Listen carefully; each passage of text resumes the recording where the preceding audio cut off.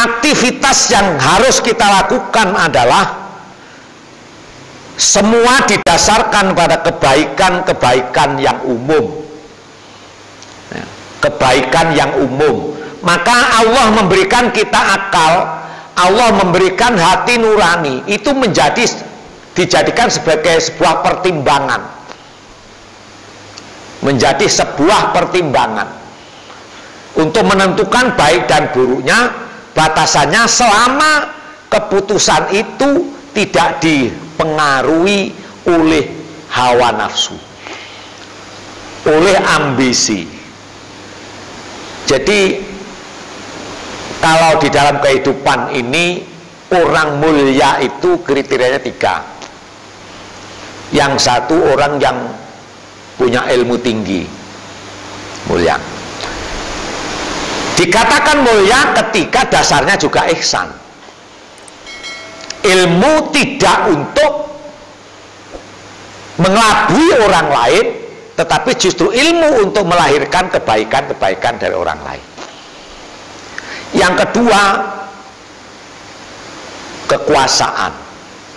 Orang yang mulia itu orang yang pangkat. Jadi kita mencaci maki pimpinan, mulai presiden sampai RT, itu adalah perbuatan jahat. Karena apa? Itu ada titipan kemuliaan, pangkat itu tadi.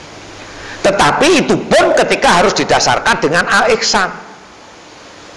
Kalau presiden yang baik, jadi menteri-menteri yang baik, bupati-bupati yang baik, gubernur yang baik, RT yang baik, RW yang baik, dan seterusnya.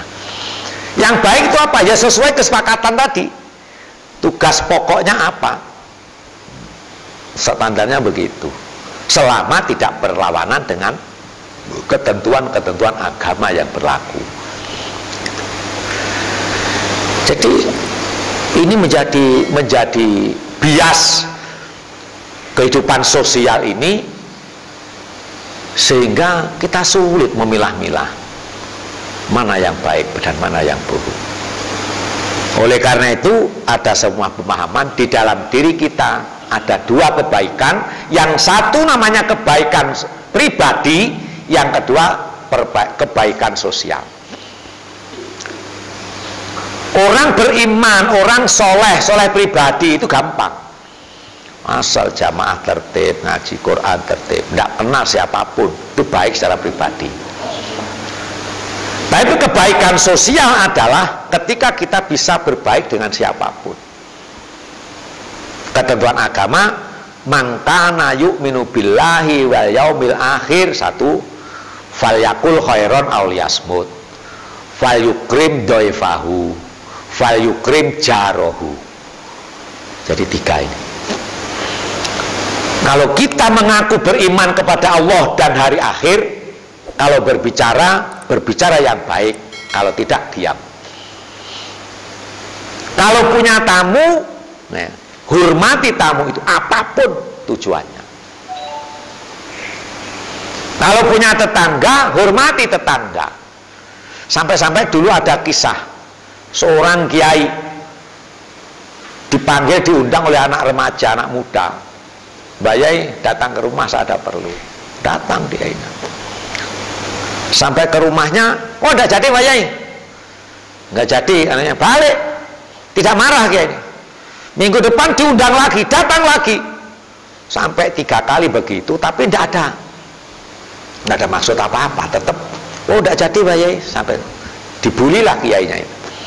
Akhirnya kiai ditanya sama anak muda itu, kenapa Pak Yai mau saja saya undang?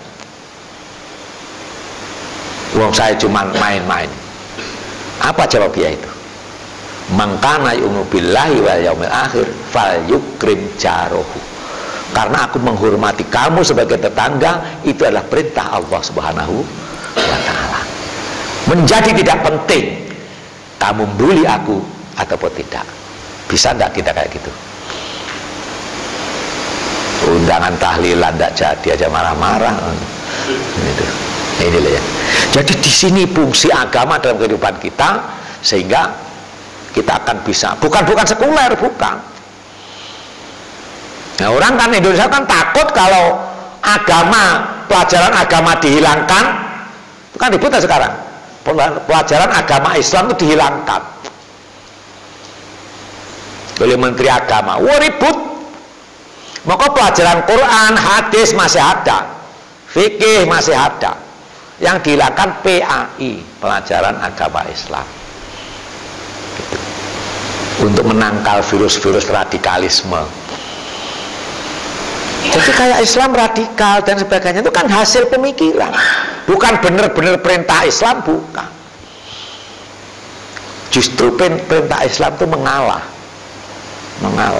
Wah, nanti kalau mengalah kita kan diinjak-injak. Oh, Islam itu milik Allah. Contoh paling konkret dulu, ketika Abraha dari Yaman mau merebut Ka'bah, penguasa Ka'bah waktu itu Abdul Muthalib. Abdul Muthalib belum Islam tapi agamanya tauhid. Banyak ulama menyatakan begitu. Ditanya, Abdul Muthalib bagaimana? Ka'bah mau salah. Silahkan, Ka'bah bukan milikku, tapi Ka'bah milik Allah. Terus permintaanmu apa? Aku minta hartaku yang kamu rampas, kamu kembalikan dulu. Unta-unta dirampasi semua kan orang Mekah itu.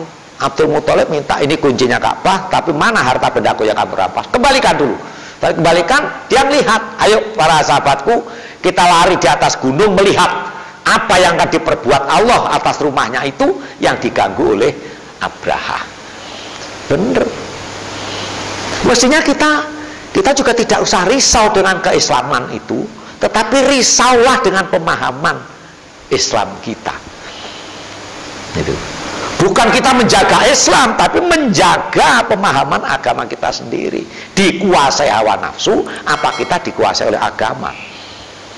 Itu. Jadi ini yang masih rancu ini. Makanya sekarang orang berebut jadi tokoh agama karena menganggap jadi tokoh agama itu enak hidupnya.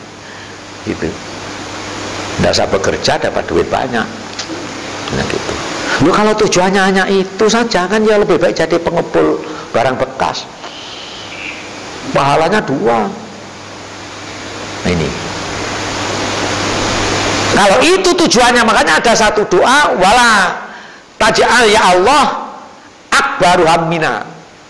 Wala taj'alid dunya akbaru hammina. Jangan kau jadikan dunia itu menjadi tujuan utamaku ya Allah, gitu. Solusinya kan begitu.